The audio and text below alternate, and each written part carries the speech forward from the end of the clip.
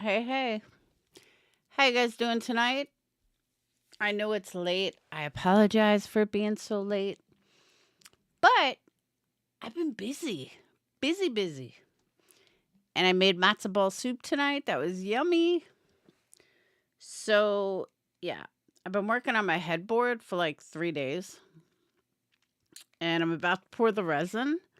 And I'm like, you know what? Let me go live before my people wonder where I am. So it's up Sly Angel and Denise and Joy and Crystal and the annoying troll. So, did anyone watch the 48-hour special? It's not working tonight. Did anyone watch the 48-hour special that was on tonight? They say that they released, I took notes, but they say that they released information. Hey, Yarn, I don't see any new information, but I did find some interesting information. Now, I am going to upload it to Patreon, but for some reason, I can't log in on my computer. I can only do it on my cell phone. So as soon as I figure out why I can't log in on my computer, because my mom's in Germany, it's her account, but I logged in fine on my cell phone. So I don't know what's up, but they like changed the website or something. It's so dumb. What's up, Yarn in the house? All right. So, hey, Janessa. So I did take a lot of notes for it, though. And again, there was some very interesting things. So let me first say, if you like what you see, go ahead and click that subscribe button. Make sure you hit the bell so you know when you're going to get notifications. And if you want to, if you don't have TV and you want to see a lot of stuff, you can go ahead and join Patreon. I think the first two are sold out. So I think it's like the $10 one is open and then up from there. And if you want to show me support, you can definitely super chat. Hey, Debbie, you can definitely super chat me. You can PayPal, Cash App, all the above. Many, many ways to support. Most importantly, hit that thumbs up. All right. So let's get into this. All right. The beginning of it was standard stuff, nothing that we don't know at all. Then the host asked about the bed. How were they killed? All right. So the bed, this is Kaylee and Maddie's first. The bed was against the wall. The headset was against the wall. It was a single bed. Now, I would say it was probably a college dorm size, but it wasn't. It was probably just a regular twin. How they both fit on the twin, I have no idea. Kaylee was on the inside. Maddie was on the outside, which means Maddie was actually killed first. There's evidence to show that Kaylee tried to get away and was kind of like locked into the room. She couldn't have gotten away because something about the way the room was designed or the way she was, she couldn't get out. But according to Steve, there is evidence pointing that she tried. They said that her scene was so brutal. This was all said prior to the gag order being put on. But Steve, it was interesting because Steve kept looking over at his wife every time there was a question that, I don't know, I guess you could say, should they have spoke about it or should they have not spoke about it?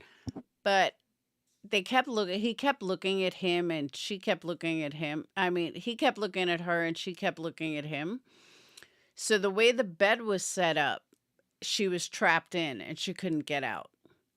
Steve also said that the lead investigator told him before the gag order that Kohberger had been scouting out the house because his phone pinged 10 times. 12 times. They said that it was like an intelligent mission. Coroner said the killing started on the 3rd floor, which we already knew.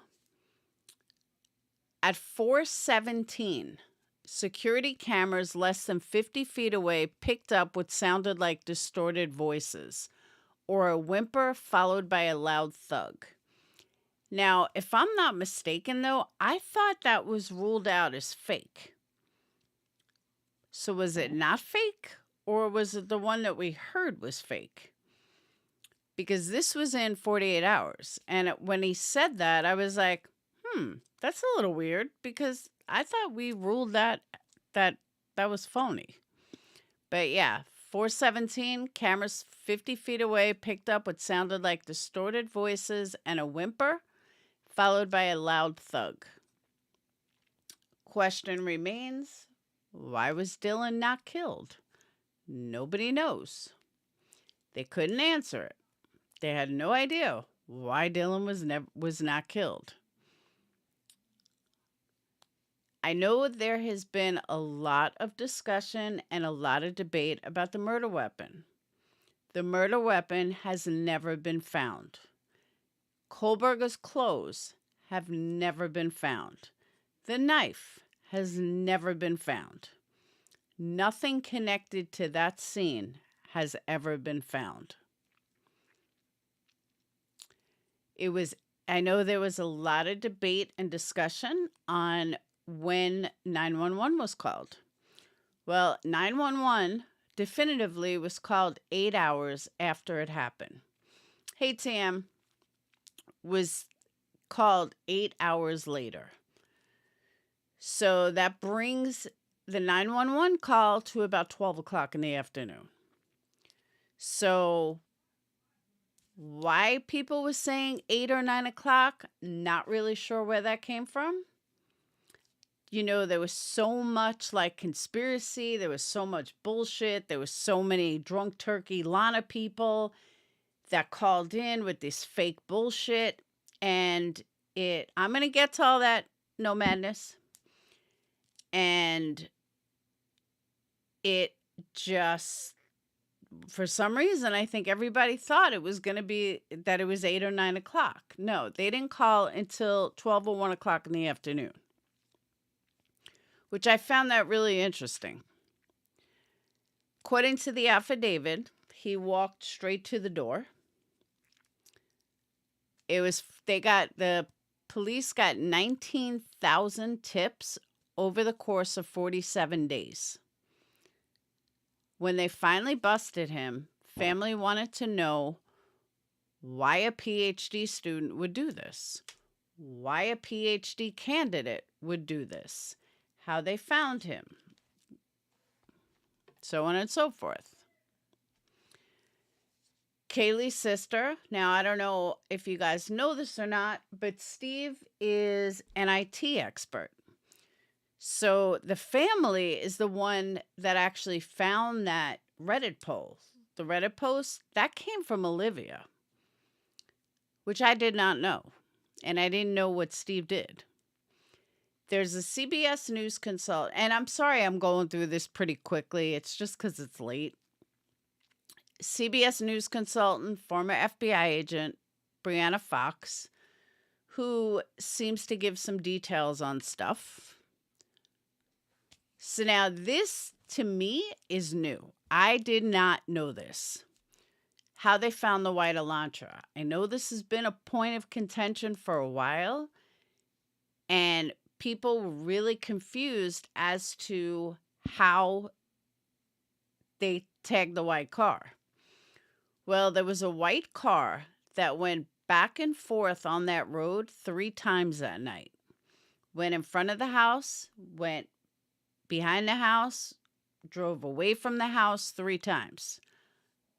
On the 4th time it came back, it was there, and then sped away really, really fast after 25 minutes. That car was tracked all the way to the dorm houses in Pullman. That's how they linked the Pullman white car and Bryan Kohberger's white car. I did not know that. And it could have been, like, this could be known for a long time. But because of people like Lana and Drunk Turkeys, I walked away from this case because it just seemed like a big fucking nightmare and a shit show. So again, that could be well-known info. I personally did not know that. But that's when they caught the white Elantra. Cell phone signal was picked up 2 hours later. Cell phone records indicate 13 times, once including the morning of the murders. DNA on the sheath was microscopic. Everyone thinks that there was like a big fingerprint. No, it was absolutely microscopic. Not even enough to prove that Bryan committed the murders. Kohberger told his dad another thing that people talked about. Why did his father fly to Iowa to drive back with him? Well, we have an answer. Kohberger asked him to. It seems that Bryan was like concerned about his job, and that's why he asked his dad to fly home with him. I don't know the significance of him being concerned about a job has to do with anything, but yes, it seems that he was concerned about his job, so he asked his dad to fly there so he could fly back. So he could drive back with him. Now, when they took DNA from his parents' house, the main reason, hold up, Janessa, I'm going to get to all that. The main reason that they connected Bryan Kohberger is the lab proved that the evidence, the DNA that was collected from his parents' house was unequivocally linked to the biological father of who left the DNA on the knife sheath. Steve claims that he is open to it could possibly be someone else. He's not going to shut it down, although the evidence seems strong that it's likely Bryan. He is open to the fact that it could be somebody else. Now, where the FBI agent comes into play and where the experts come into play, the experts say that the defense can easily poke holes in what the prosecution has. And again, and I've said this a million times too, as a defense attorney, you don't need to prove your client's innocent. The only thing you need to prove is reasonable doubt. If you can successfully prove reasonable doubt to just one person, your client could get off. So the experts in this, including this Brianna Fox, who is a former FBI agent, she's now a CBS criminal consultant, she believes that, and this other, I think he's a writer, they also believe that they can easily prove reasonable doubt.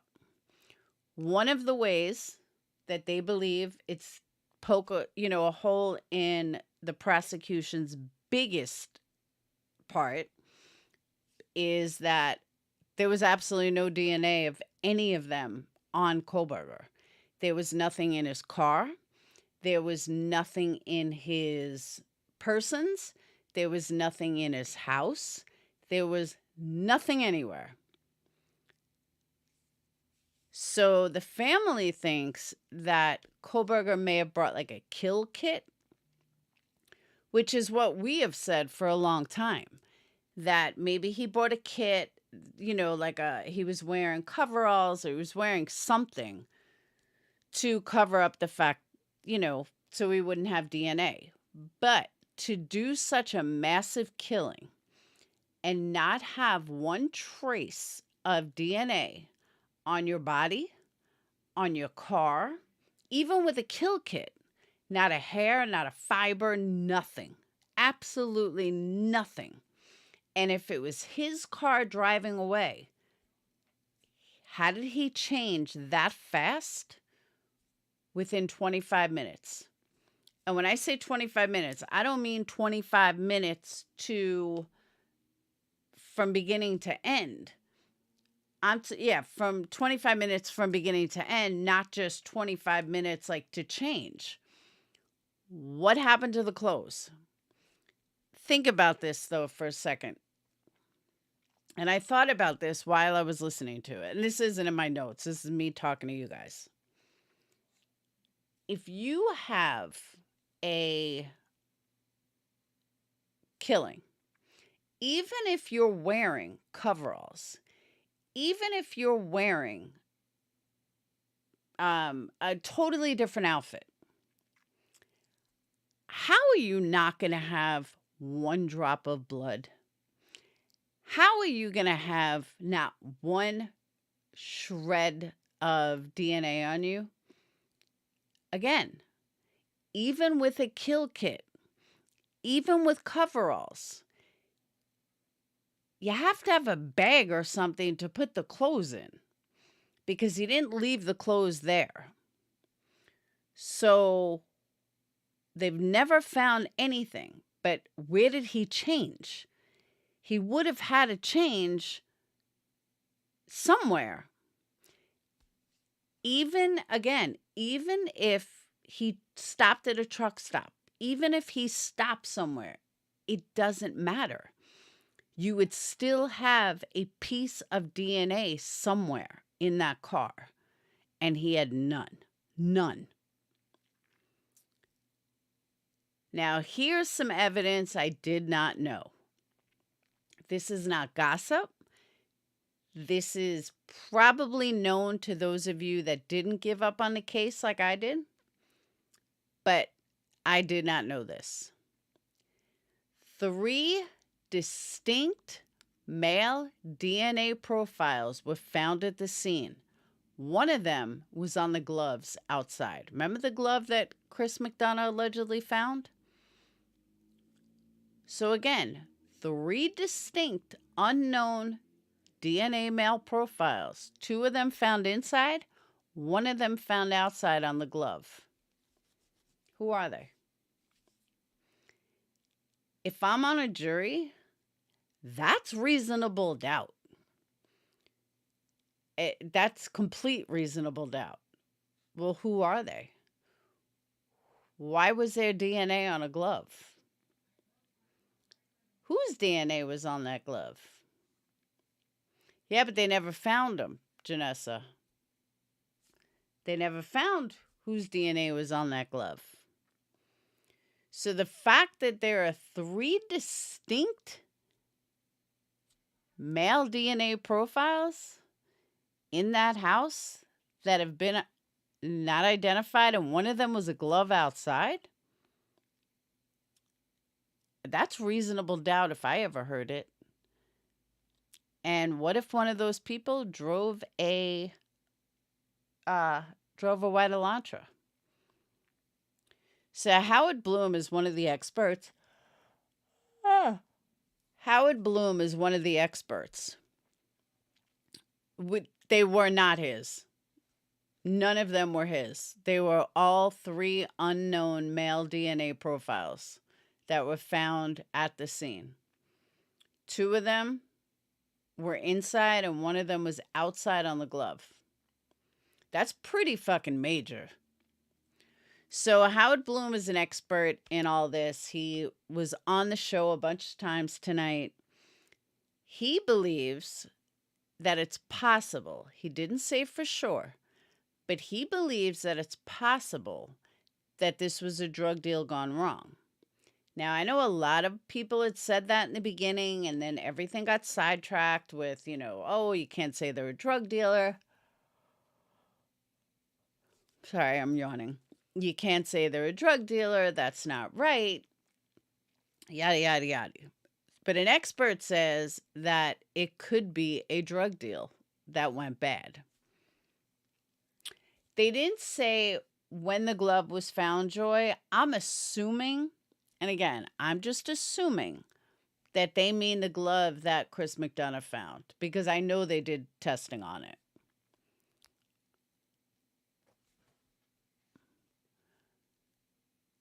Now, when he talked about the DNA gone wrong, I mean, the drug deal gone wrong, it's just one of those things that they can't prove it. But if those two DNA profiles link to a drug dealer, it's possible. They asked the parents about it. The host had asked the parents, Steve and his wife, what he thought about the drug deal theory. They blew it off, as most parents would, saying that, it wasn't like that. They weren't like that. I can't stop yawning, that they weren't like that. How dare you say something like that? That's ridiculous. So on and so forth. On May 13th of this year, Kaylee did receive her bachelor's degree. Family was all upset, but glad that she, received it. Olivia, her sister, gave birth at 4:21 in the morning, which is right around the time that, they believe Kaylee was probably killed. So that's kind of like spiritual. And that was it. That was the whole show. That was all my notes. All right, I can go now. No. So it was well done. Like I said, really no more information than we know already or that we don't have yet. So I don't know why they listed it as, oh my God, there's new information. The only thing new was the 3 distinct DNA profiles. And for some reason, I kind of think I remember hearing that. I know, right, Nicole?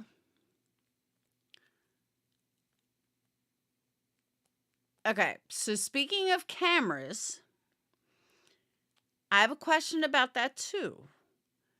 So I did hear that the judge is not allowing cameras in the courtroom.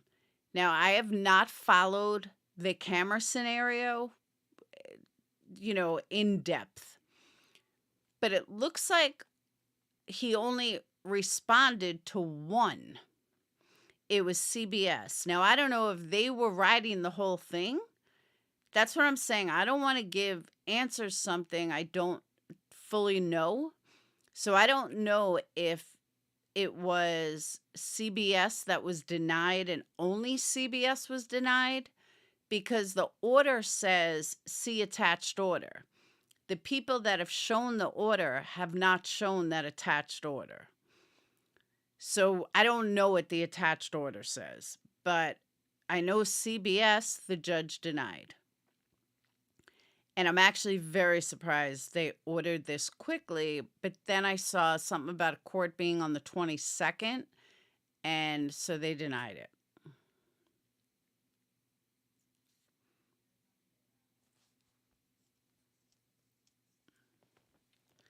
They didn't say if Bryan failed a polygraph. I don't even know if Bryan took a polygraph. I have not heard anything about a polygraph either way.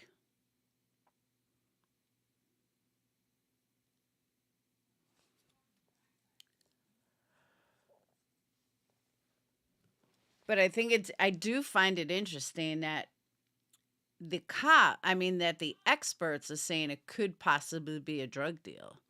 I found that interesting. I'm like,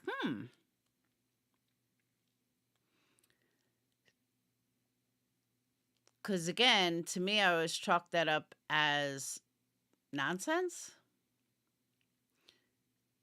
But you never know. But I am curious who that male DNA is.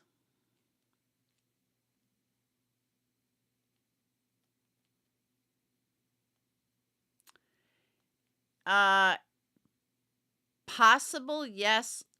Highly unlikely. And the reason I say highly unlikely is because Maddie and Kaylee were killed first. They were on the 3rd floor.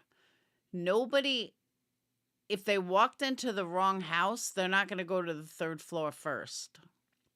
So that's why I don't think so.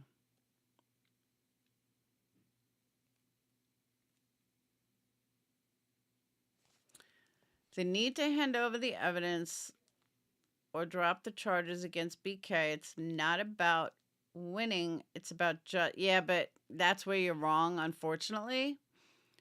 Angelique, as much as I agree with you, the truth is it is about winning. That's all these lawyers care about is winning. They don't care. You don't get justice in a courtroom.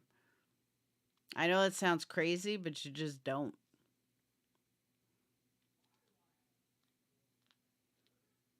Yeah, but it wasn't anyone in the house. It's unidentified DNA. They don't have a match to it.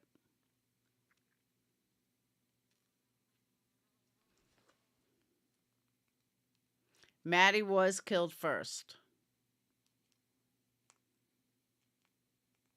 Oh, that's the other thing. Because Steve Gonzalez is a IT expert. They were looking at, let me find it in my notes. Okay. Remember we were talking about that Bryan Kohberger was connected to Kaylee and Maddie because he followed them on Instagram.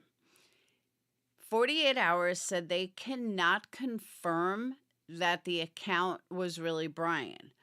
But it was Steve, allegedly, who found that account. And he believes it was Bryan's real account before it was deleted. He said it had other Kohbergers on it. It had multiple things that pointed to the fact that it really was Bryan's account. But because they found it after Bryan was arrested, he's saying it could have been anybody.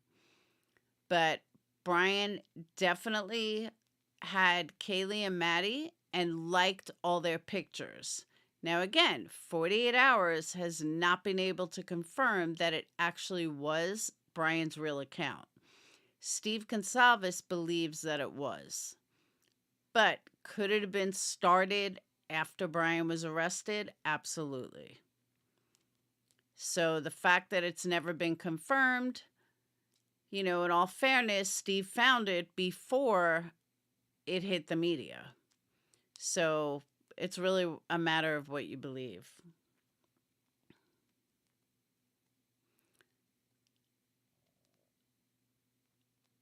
Let's see if there's anything else I left out.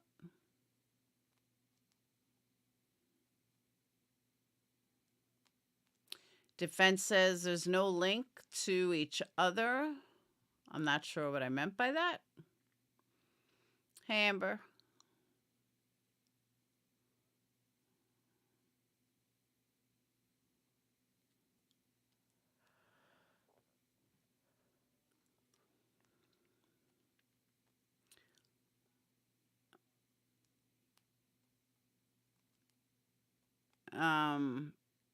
And that was about it.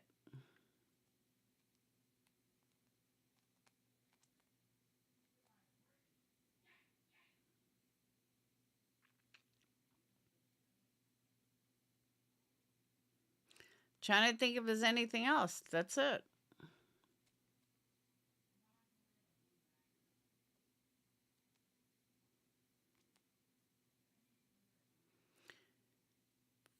Farika, I gave a synopsis of the 48 hour special, not details on the case, just a 48 hour special.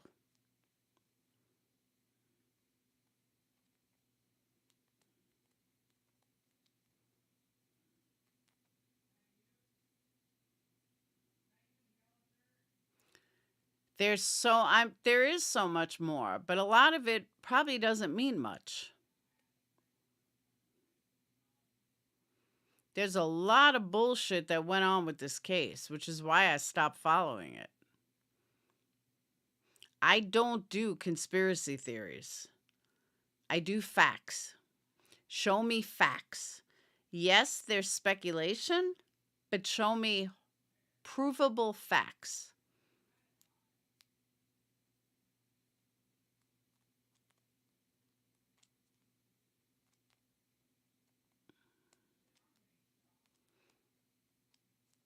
And I know, Verika, you watch people that don't give provable facts. Just saying.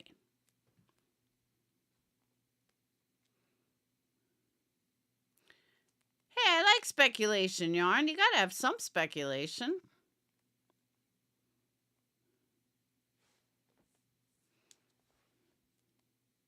Cops have speculation. That's what I want to know too, Angelique. Why did it take 8 hours?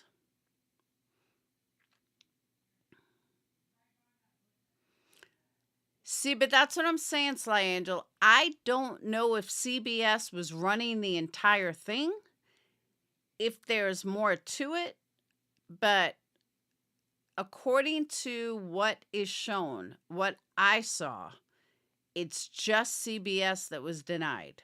I don't know if they're in charge of all of it. I wish I did know, but I don't know. They might not, like, I don't know if they're running the whole show. You know what I mean? But they're the ones that were denied for the 22nd. For all we know, the attached order that nobody seems to have could say that, they're approved for, the 27th, but not for the 22nd. Like, we don't know. I mean, the judge just wrote like deny, deny, deny, deny. But again, there's no attached order like the judge wrote to see what the actual rules are. Thank you, Crystal. Woo woo. Crystal's going to hear a favorite song.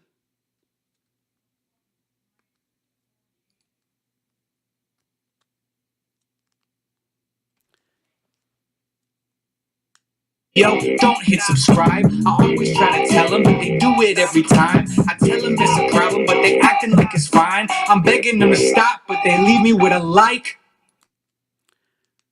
There's a lot of bullshit and then there's a lot of truth that don't make sense from what they've been telling people. I need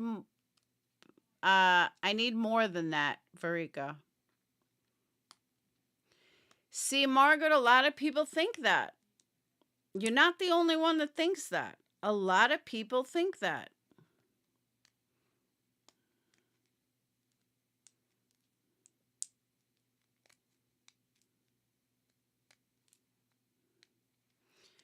And again, if you look at the actual evidence, there is no hard evidence linking Bryan Kohberger to this case. There's circumstantial evidence. There's lots of circumstantial evidence. But why are the cops lying? Why did the cops lie? If we know that it was 8 hours later that the cops were called, that brings it to about 1 o'clock in the afternoon. So why did the cops say they called her like 8 or 9 a.m.? That was not true.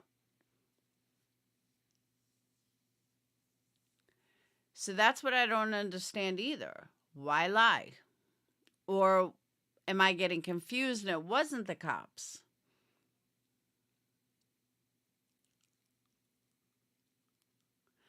Verika, what don't you understand?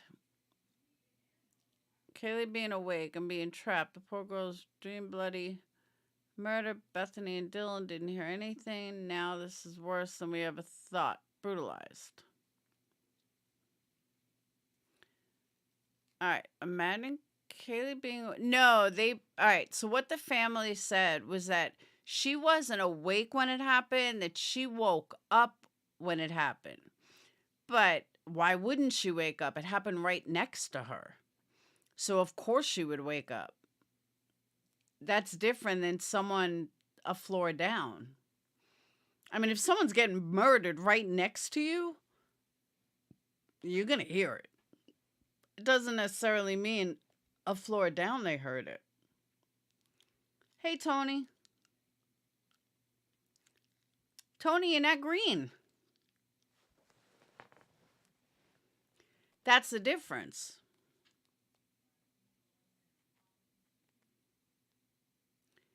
I mean, I would imagine someone sleeping right next to you in a single bed, in a twin bed. Yeah, you're going to hear it. And then she couldn't get away. They also said that they believe that Dylan and not Dylan, Ethan and what's her name? Oh my God, Xana were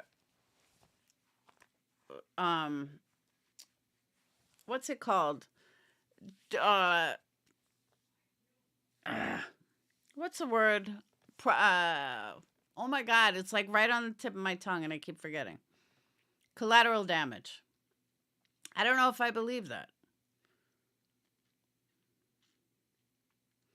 I really don't.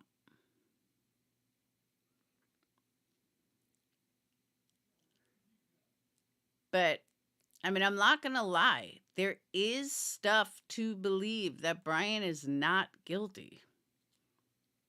Ah, thank you, Yarn.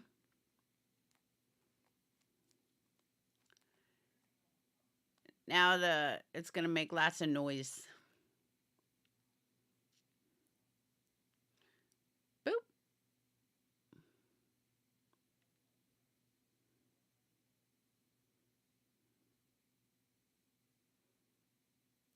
Charlie, why were you hiding?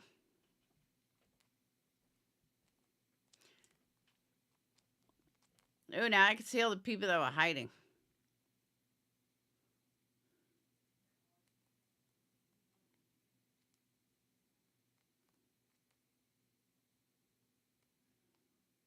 Spitfire, you were missed. I don't know how you were missed, but you were missed. I know, I said thank you, Yarn. That's why I said now I could see everyone that was hiding. I don't understand though. The people that were in here chatting missed it, but people that were hiding got it. It's weird.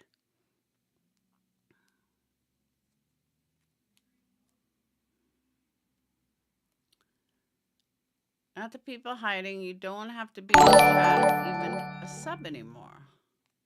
Really? Yeah, but you would think the people in chat would have got it first. Now it's going to go crazy for 20 hits. Charlie Sunspear was hiding. Yeah, lurking. They said 12 from the beginning. Nobody said that the girls were calling students and friends early in the morning, which means they knew, failed to call the cops till noon. Yeah, but who said that? That's the thing. Who said that? Because I heard that from Kim. You know, that fake person? The one that I called bullshit on from day one? That's who I heard that from.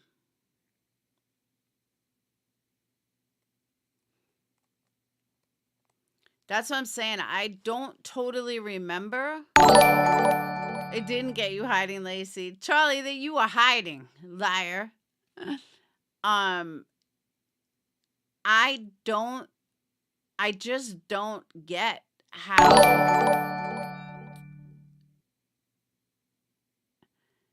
like, I don't remember who said what.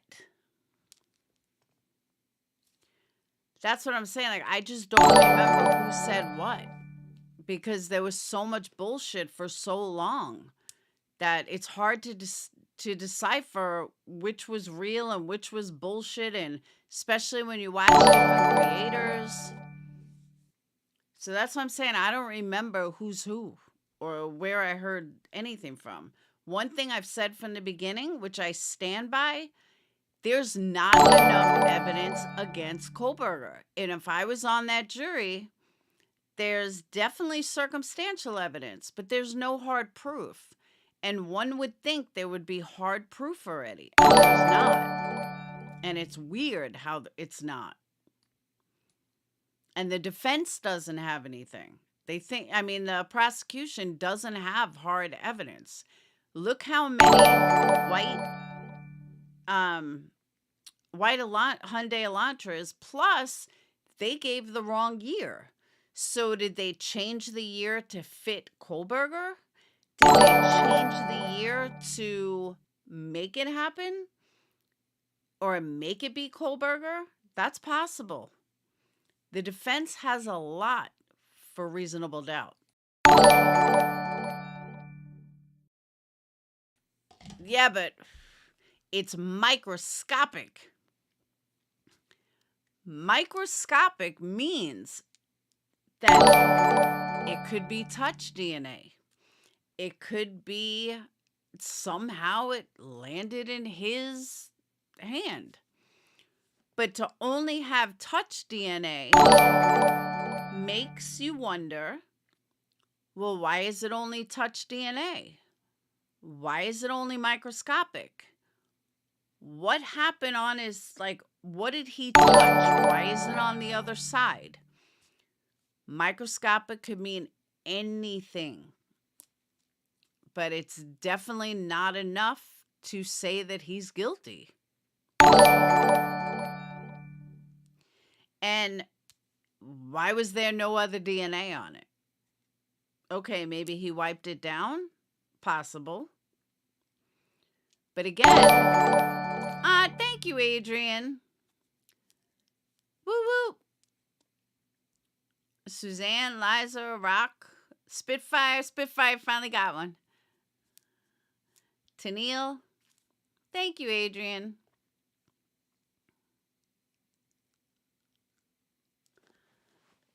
Do you know what I mean? Like, there's just not enough evidence.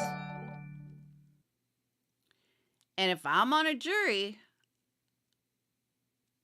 there's reasonable doubt. You are. First time, Spit. There's definitely reasonable doubt. We kind of do know all that they have. I mean, we really do. Thank you, Denise. I told Adrian, thank you.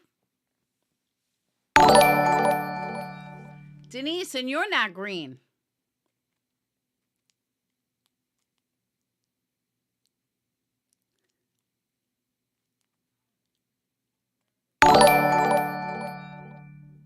Central alerted early because don't forget Ethan's friend came over to discover the body.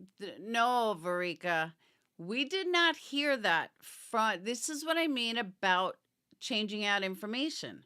We did not hear that from Ethan's family. We heard that from somebody who called in. All colors matter, exactly.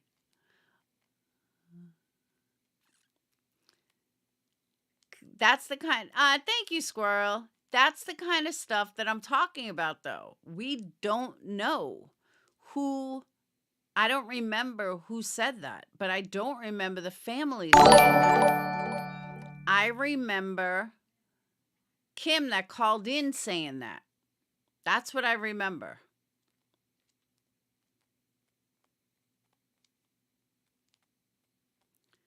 So you need to hold certain things close to the vet. Yeah, but all the major stuff we have.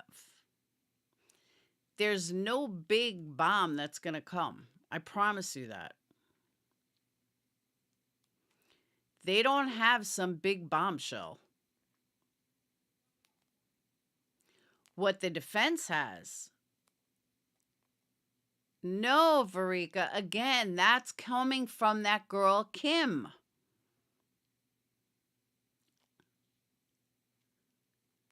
That's what I'm trying to tell you. That's information that came from a liar. None of that has ever been verified or confirmed. Ever. That came from that chick Kim that called in to the drunk turkeys. The liar. That one. That's where that information came from.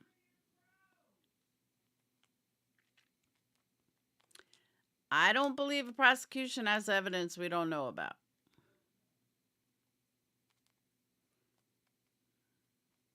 I really don't.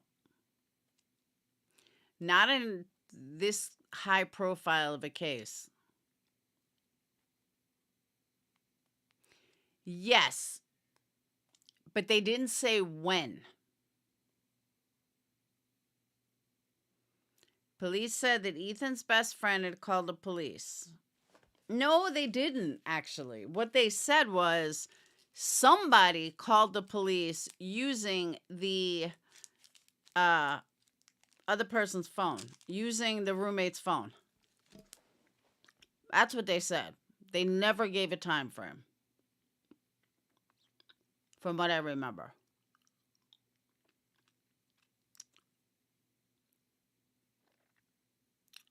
You see what I'm saying, though? Yes, someone called from a roommate's phone. That we heard from the police. Yarn, I totally agree.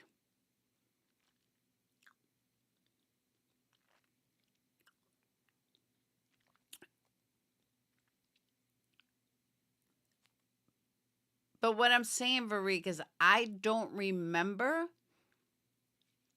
where that came from. Because I do know that a lot of what people say came from this liar, Kim.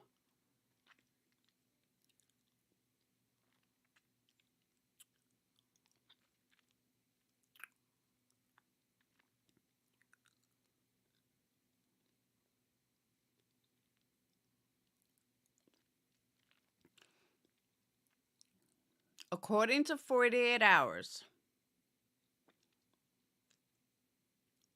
the police were called 8 hours later. 8 hours. From 4:30, count 8 hours.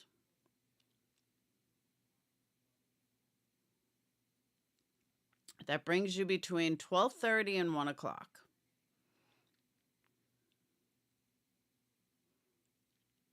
And again, 48 Hours did their research.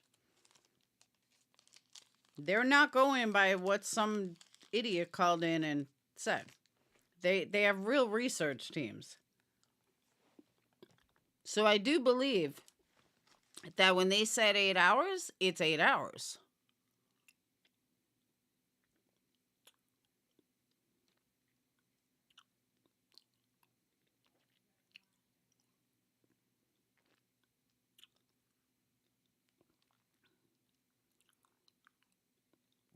And that's 8 hours from 4:30. 4:20. They did confirm as well that what's her name? I can't keep forgetting Xana's name. That Xana did call for DoorDash and she did get DoorDash.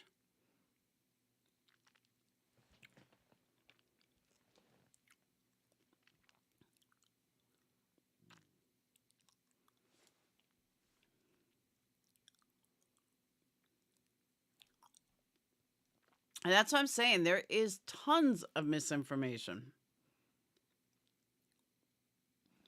Well, one thing 48 Hours was saying is that they do believe that he was in the house at some point because he had to see how they went in and out, where to go. So 48 Hours was saying they do believe he was in the house before.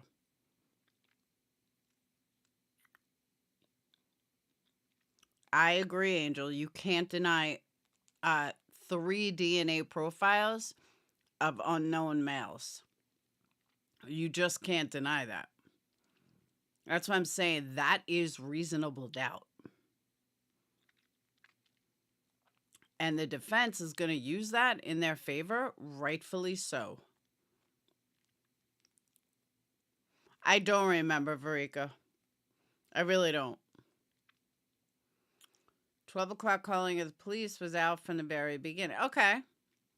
See, I don't remember that. That's what I'm saying. I don't remember that.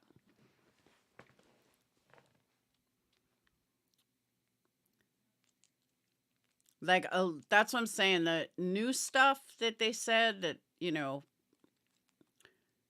new information, I don't actually see new information.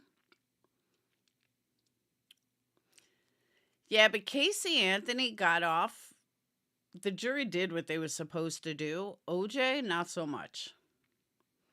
But they definitely, as much as I believe Casey Anthony killed her own child, the defense was right in how they ruled.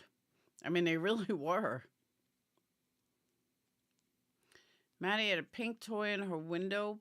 Peeps on social media would know she was passionate about it. It's how he found her room. Yeah, but it wasn't her room. Vision there. 8 on your sides, Lenny Sue Paul live at the scene tonight with what we're learning about this tragedy tonight, Lenny. Good evening, Jack. Linmore Drive blocked off by police tape as... I just got something from WFLA breaking from 19 seconds ago. That's why I'm quiet and listening. Neighbors look on. They're horrified by what happened and processing their new reality that their community is the center of a crime scene. And damn. Teen kills mom. Hold on, let me pull it up.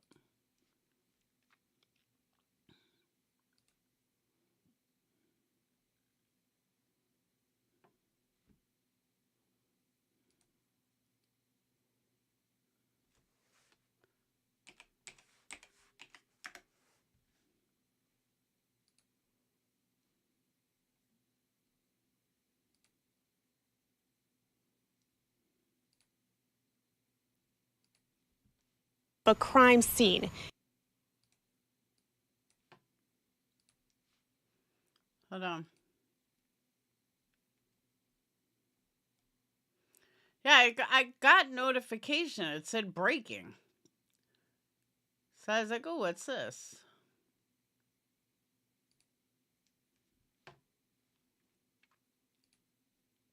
Eight on your sides, Lenny Sue Paul live at the scene tonight with what we're learning about this tragedy tonight, Lenny. Good evening, Jack. Linmore Drive blocked off by police tape as neighbors look on. They're horrified by what happened and processing their new reality that their community is the center of a crime scene. And at the same time, there's no explanation to justify the unimaginable pain that the family feels tonight. A mother killed by her 14-year-old son, their lives shattered by gun violence. The Summerfield neighborhood in Riverview rattled tonight to see the aftermath of a domestic violence situation turn deadly. This family's lives have been changed forever. They lost a mother. This mother's life is over.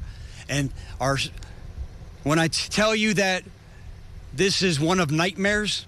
Around 4 o'clock this afternoon, the 911 call center flooded with emergency calls after seeing a man running through the neighborhood with several gunshot wounds. Then another man was outside waving a gun. When Hillsborough County Sheriff's deputies arrived, they found the suspect was only 14 years old. That's when he threatened to take his life. Deputies also discovered a woman's body laid out in the driveway of their home, found dead from a gunshot wound. I can't ever imagine any dispute over anything being that important that you would murder your own mother. This is heartbreaking. Our suspect is only 14 years of age. This 14-year-old young boy's life is over too. He will never see the outside of a detention facility. And we understand from a family member that it all started from an argument that escalated, turning violent and deadly.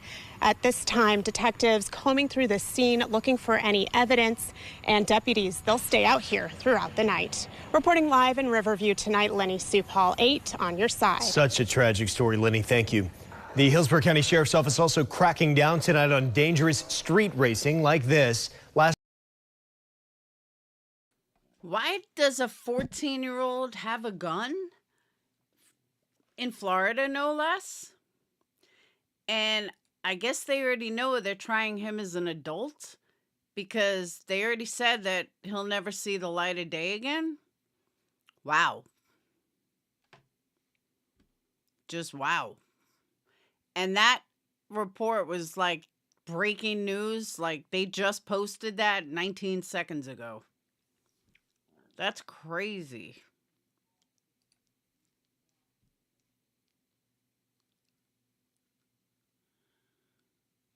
One minute ago.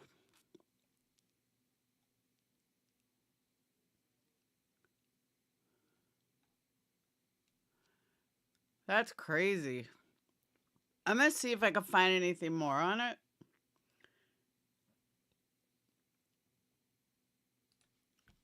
Let's see.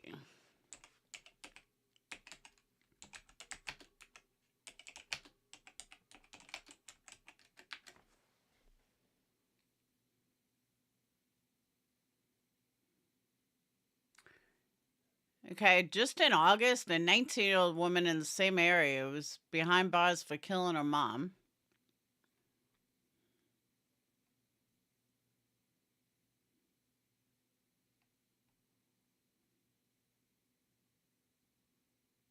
Yeah, it hasn't hit regular news yet.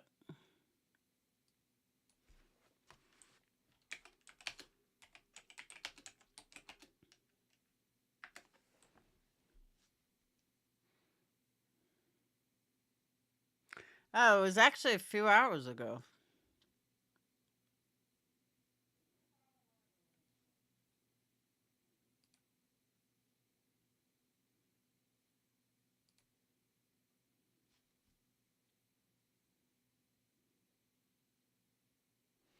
Happened in Riverview.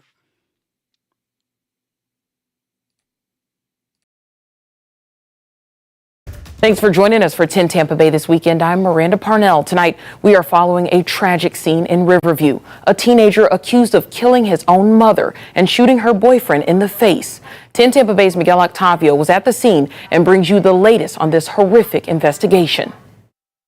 Hillsborough County Sheriff Chad Chronister calls it a nightmare. He says a 14-year-old boy shot and killed his mother in this neighborhood, but he says deputies managed to get him into custody. The sheriff says the boy also shot his mother's boyfriend. They got 911 calls after 4 p.m. in Riverview's Summerfield subdivision near Linmore Drive and Haddowstone Avenue. The boy ran through the neighborhood with his gun when deputies arrived. We're told the boy would threaten to shoot himself during negotiations.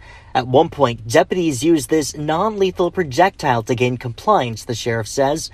They took him into custody after 16 minutes of negotiating. Our suspect is only 14 years of age. This 14-year-old young boy's life is over too. He will never see the outside of a detention facility.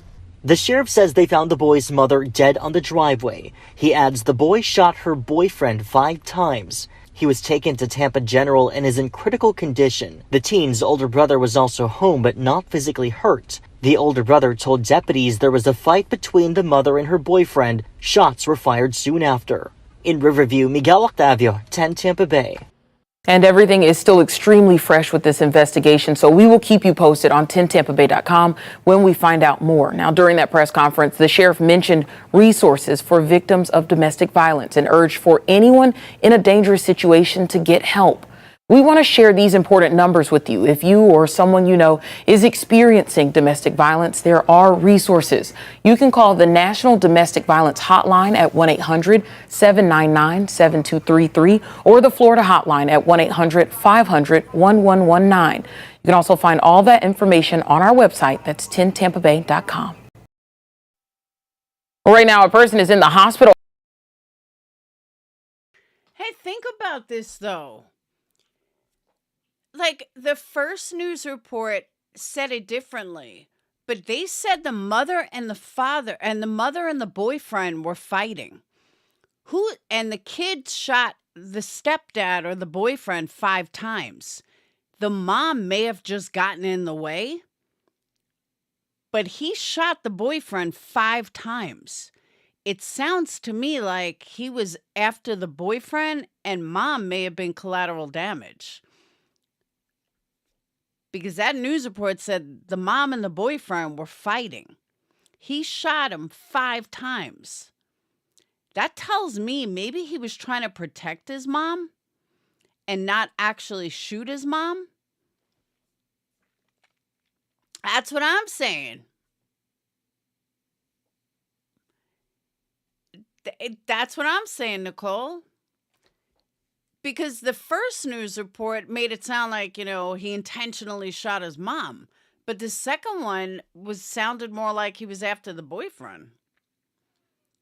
And considering he wasn't in the fight, that's pretty bad for the cops to say something like that. I don't think they should have. Granted, a 14-year-old shouldn't have a gun in the first place, but he might have wanted. That's Tony. That's exactly what I'm saying.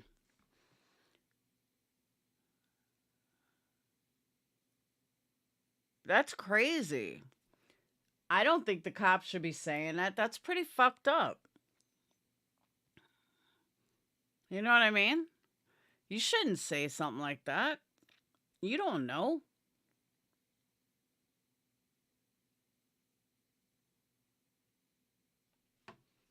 I'm just curious what this is. Hey, Kim, because I'm nosy. After crashing a vehicle into a home and then landing in a pool in Spring Hill. You can see right there the aftermath of that accident. It happened in the area of County Line Road and Farnsworth Boulevard earlier today. Officials with Hernando County Fire say the person was taken to a nearby hospital, and we are going to continue to follow this case. When more details become available, we will update you on our 10 Tampa Bay app. Can you imagine driving through someone's house and landing in the pool? Hope they have insurance. But if you hit your mom, you're going to fetch that gun. That's what I'm saying. Presses or whatever, always talking like... So, I agree. Getting dinner with a gun?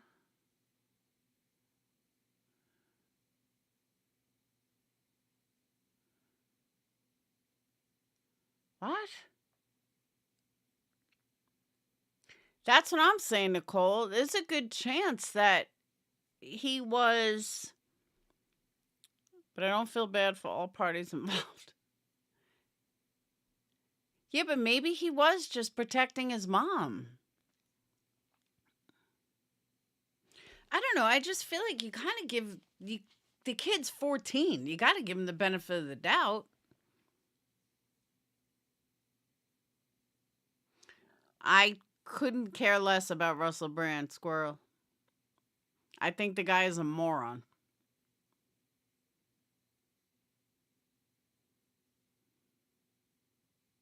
Never watched him, never liked him, know nothing about him other than he's crazy.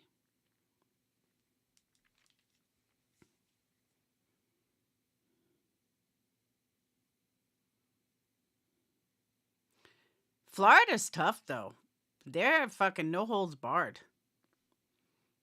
They have no sympathy at all.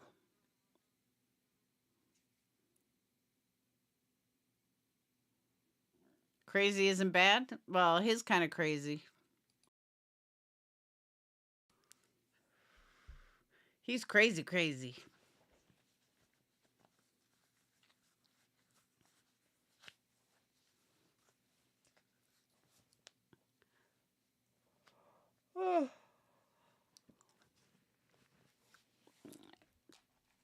That's nuts, though.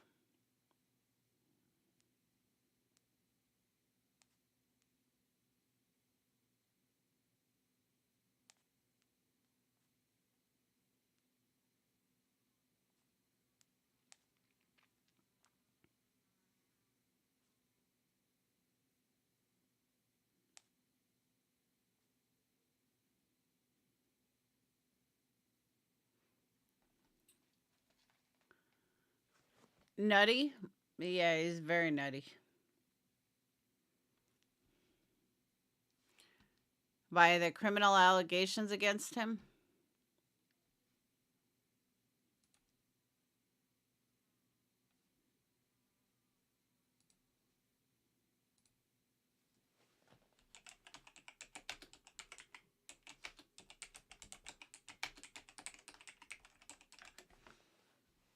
He's accused of rape and sexual assault. Shocker.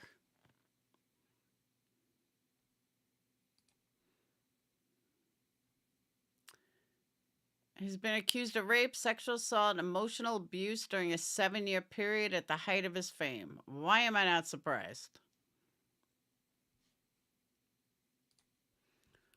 4 women are alleging sexual assaults between 2006 2013. He denied the allegations, said his relationships have always been consensual. During the years covered by the allegations, Bryan had various high-profile jobs.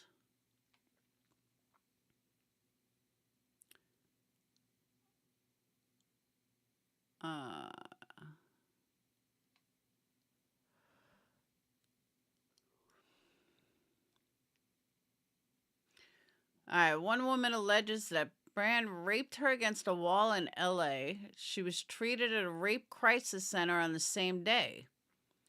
The Times says that it has seen medical records to support this. Second woman alleges that Bryan assaulted her when he was in his early 30s and she was 16 and still at school. She alleges he referred to her as the child during an emotionally abusive and controlling relationship. Third woman claims that Bryan sexually assaulted her while she worked with him in LA and that he threatened to take legal action if she told anyone. Fourth woman alleged being sexually assaulted by Bryan and him being physically and emotionally abusive. He denied serious criminal allegations he said were about to be made against him. Acting comedian said he received letters from a TV company and newspaper containing a litany of aggressive attacks.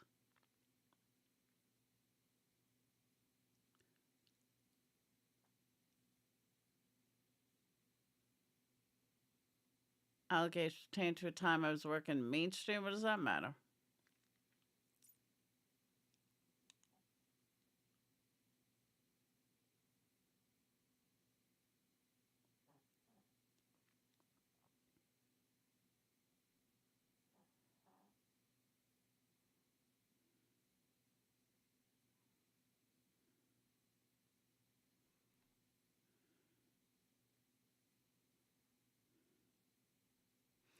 Different woman claimed Bryan pushed her against the wall and raped her without a condom.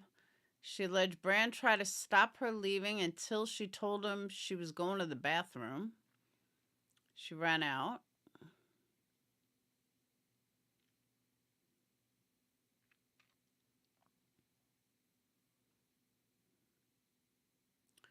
She took her allegations to his literary agent in 2020.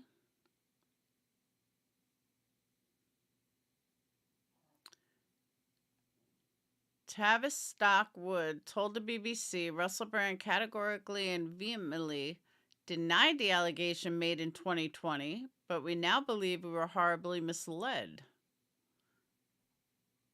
So people believe it. Channel 4 is appalled to learn of these deeply troubling allegations. I don't know. See, the reason why I tend to think that, hey, Grandma Rose, the reason why I tend to think that he's guilty is because he's not denying that he had sex with him. Even a 16-year-old, he's not denying that.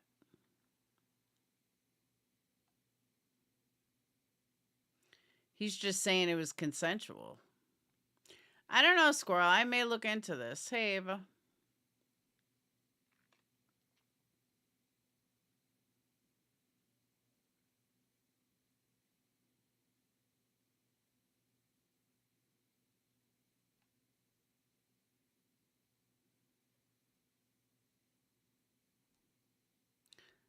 I don't know. He seems kind of guilty to me.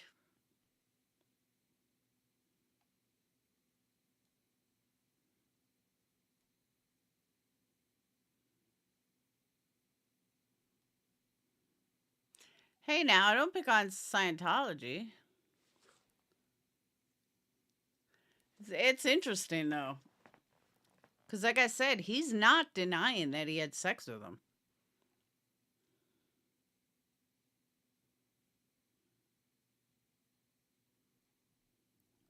And it seems that the people closest to him believe it.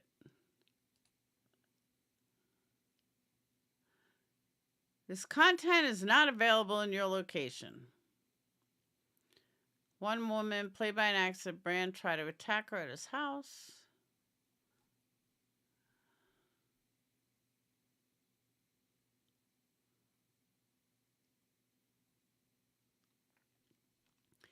Like, he's saying relationships are always consensual. I don't know.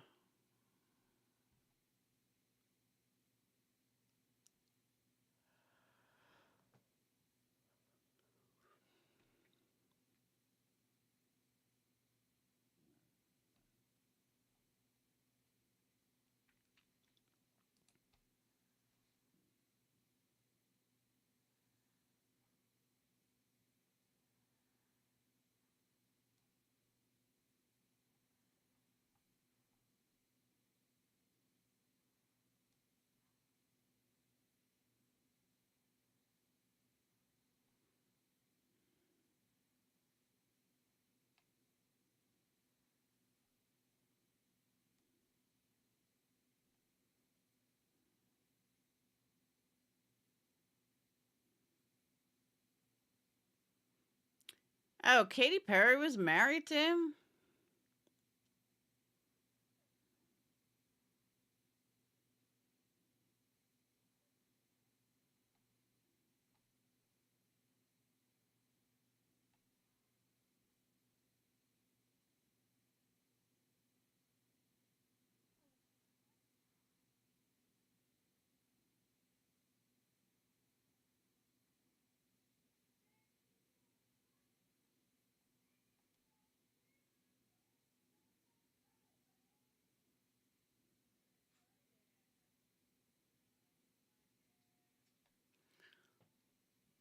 Oh, I believe it was publicity.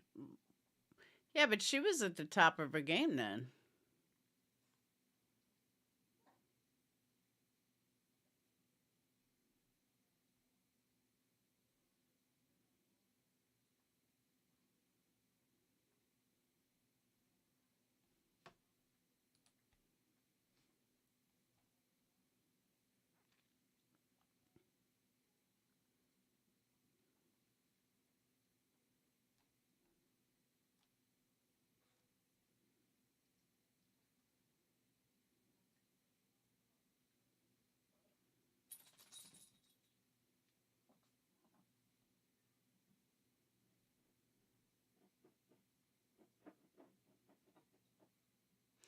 The opioid crisis has been traditionally portrayed as a white problem. I did not know that.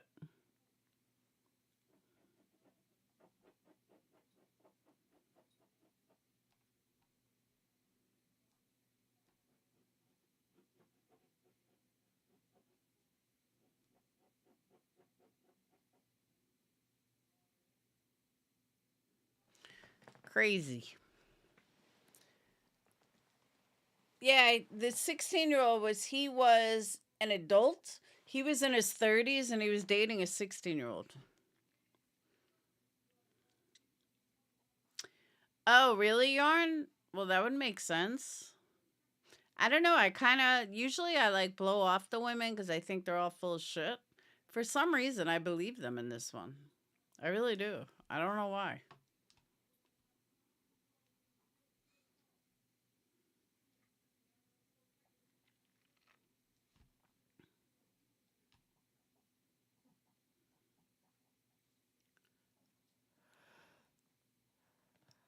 All right.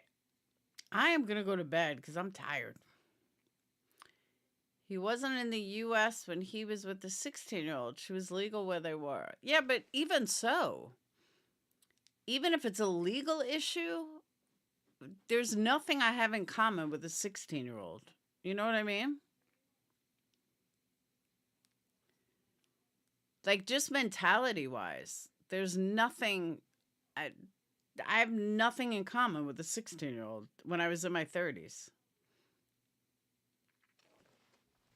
So I don't, just because it may not be legal or illegal.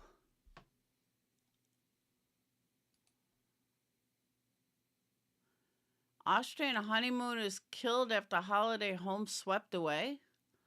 What?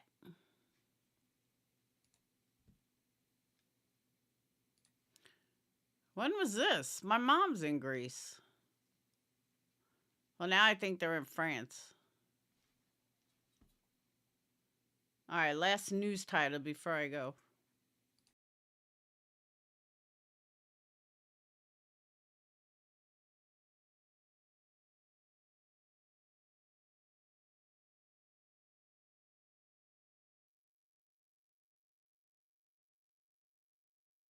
I guess there's no volume.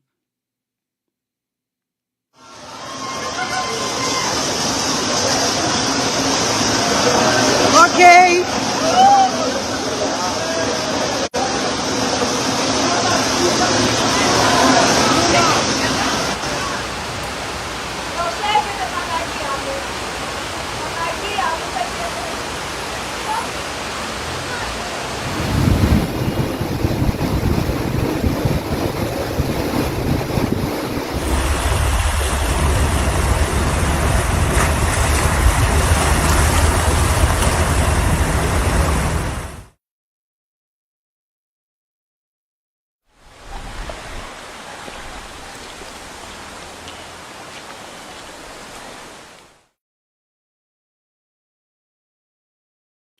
My mom, like, just left Greece.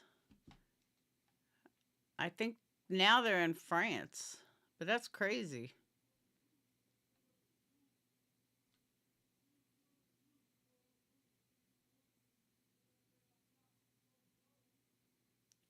Well, a 16-year-old drove her daughter to RB's house and left her there. Oh, no shit. Yeah, I'll have to look more into it.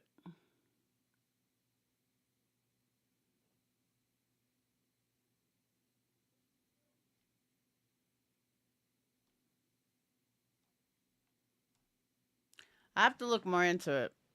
All right, but I'm going to go. I'm going to get to bed. Thank you, guys. Thank you, Yarn and Adrian and Squirrel and Crystal. Much, much, much appreciated. And I will see you beautiful people tomorrow.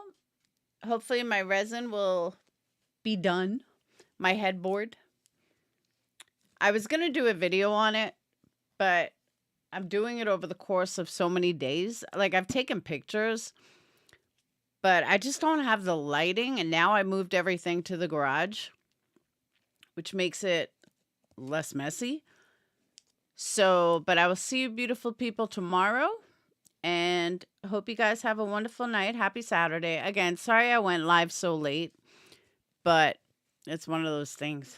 All right. I will see you guys later. Peace.